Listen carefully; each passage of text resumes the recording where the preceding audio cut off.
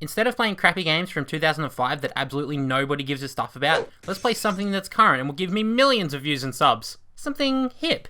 Something happening. Something fresh. Splatoon is Nintendo's first new IP in, what, a decade? Come on guys, seriously, get it together. Well, they have gotten it together. Splatoon is fantastic. Never have I been so enthralled to play a Nintendo game. Never. It's so fresh. The concept is this. You're a kid. As a kid, you squirt ink. Now, you're a squid. As a squid, you can swim through your ink, as well as recharge so you can more ink. Combine these two simple concepts together and make them the basis of a 4-on-4 team-based online multiplayer-focused video game, and you've got Splatoon. But let's just back up a little bit. Nintendo? Multiplayer? Focus on online modes? You're squidding me! The aim of the game is simply to coat the map in your team's colour of ink, while dealing with the opposing team in their inky colour, because that stuff will slow you down quicker than an Xbox One or PS4 owner buying a new game only to discover the mandatory HDD install and 5GB update, filthy peasants! When you're not shooting your load of ink all over people, you'll be spending your fair share of time in Inkopolis, a hub of sorts in which you can purchase new weapons and clothes, start up a 2-player sesh, or behold the memes. Memes. Memes. Memes. Memes.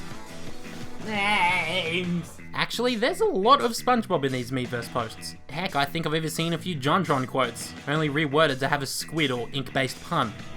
I'ma try one.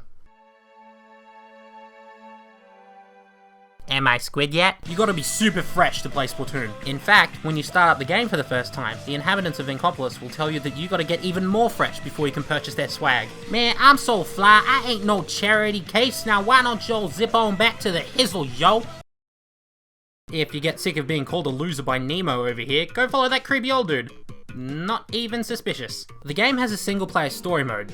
Sorry, hero mode, because we're playing as Ben 2 over here. And it's really damn good too. You're tasked with fighting back against the Octarians and rescuing the Great Zapfish, a 100-year-old black that powers all of Inkopolis. The single player is almost completely separate from the multiplayer aspect and has a sort of Super Mario Galaxy feel to it. Shoot enemies, super jump from platform to platform, and deal with some actually pretty creative bosses. Such as this freakish block with legs.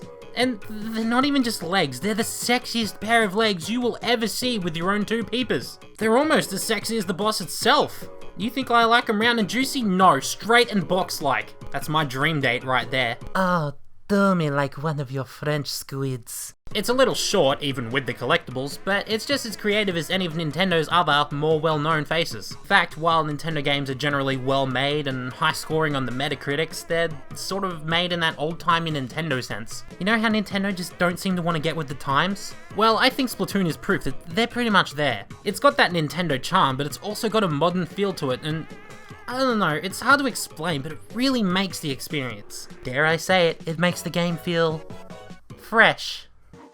Complaints? My biggest one is the fact that once I've entered the lobby, I can't back out until the match is over, which means having to sit through the lobby screen and finishing the game before I can do anything. Yeah, if you can't find any players, the only way to quit is to turn the console off. It's not ideal.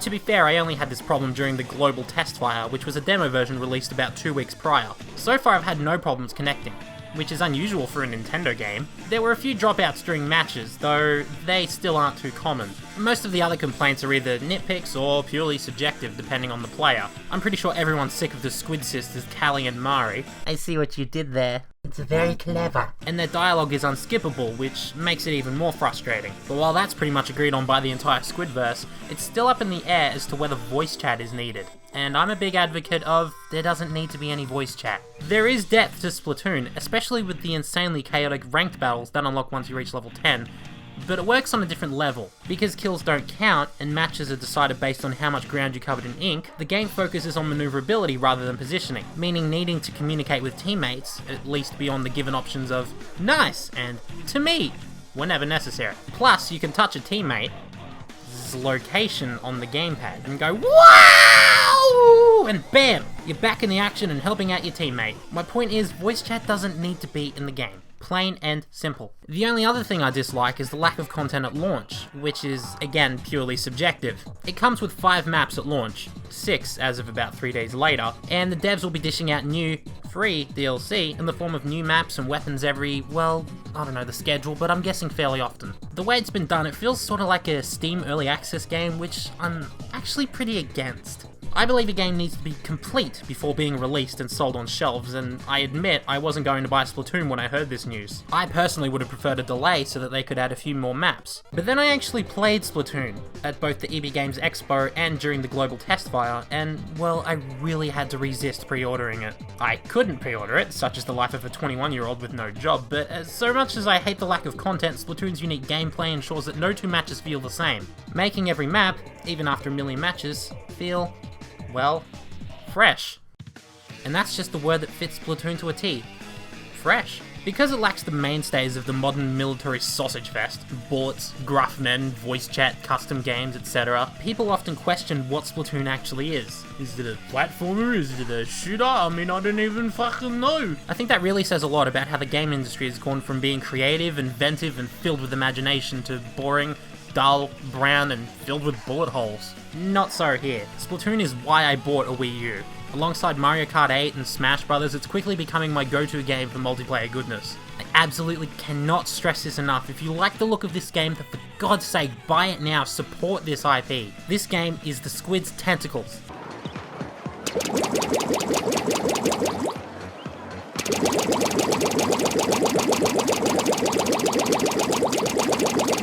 Thanks for watching my review of Splatoon. You want to see more stuff? You're squidding me. Fair dinkum, mate. Well, there's the first ever squid pun based on Australian slang, so okay. This is just a small review I really wanted to do for what is pretty quickly becoming my favourite Wii U game, but guess what? My next review is halfway done. Voices are done, footage recorded, and it's been thrown in Premiere and cut up a bit, and yeah, it's looking good, I think. So stick around, and I promise it will not take 9 months to release this time, I swear. So why don't you click that squid scribe button? If you do, I'll stop saying squid puns. Alright then. No one expects the Spanish Inquisition. This art exhibition is looking quite exquisite. Don't you agree? How about a nice game of Squidditch? Scratch that, because my friend's been squidnapped. Hey, where do you think you're going? I'm just getting started.